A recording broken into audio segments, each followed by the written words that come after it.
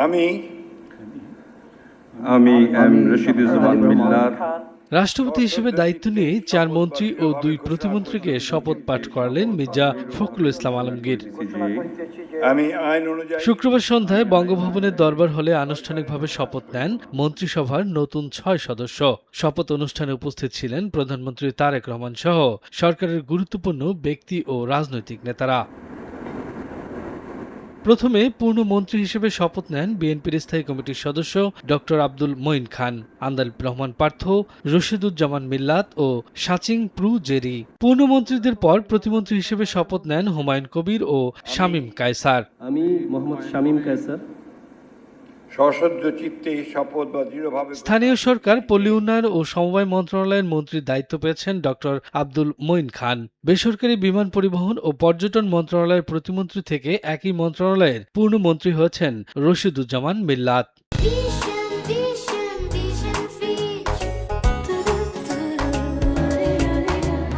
এই মন্ত্রণালয়ের পুরানো মন্ত্রী আফরোজা খানম এবার দায়িত্ব পেয়েছেন খাদ্য মন্ত্রণালয়ের। তথ্য ও সম্প্রচার মন্ত্রণালয়ের মন্ত্রী হয়েছেন আন্দালিব রহমান পার্থ, আর সাচিং পুরুজেরি হয়েছেন পার্বত্য চট্টগ্রাম বিষয়ক মন্ত্রী।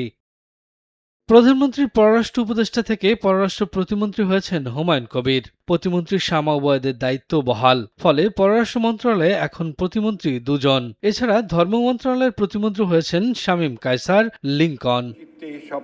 শপথ নেওয়া মন্ত্রী প্রতিমন্ত্রীরা জানান, নির্বাচনী ইস্তেহার বাস্তবায়ন করে এর সুফল জনগণের দোরগোড়ায় পৌঁছে দিতে কাজ করবেন তারা।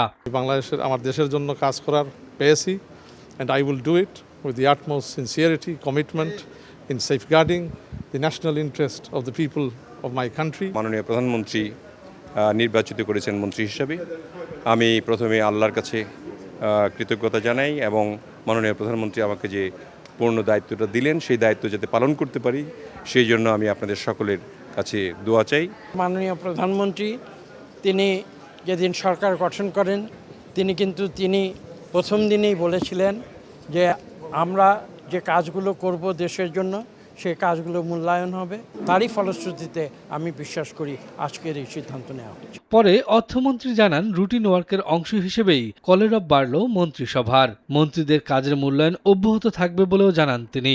একটা সময়ের পরে ইভ্যালুয়েশন হবে, মন্ত্রিসভার কিছু রদবদল হবে, পরিবর্তন হবে। এটা একটা গণতান্ত্রিক নির্বাচিত সরকারের রুটিন কাজ। এটা সুতরাং এটা আরো ভবিষ্যতে আবার ইভ্যালুয়েশন হবে, আরো রিসাফল হতে পারে। মন্ত্রিসভায় নতুন 6 সদস্যের সংযোজনের মধ্য দিয়ে সরকারের দায়িত্ব বন্টনেও এলো নতুন মাত্রা। নতুন মন্ত্রী প্রতিমন্ত্রী নিয়ে মন্ত্রিসভার সংখ্যা এখন দাঁড়ালো 51 জনে। শফিকুজ্জামান রুবেল, সময় সংবাদ, ঢাকা।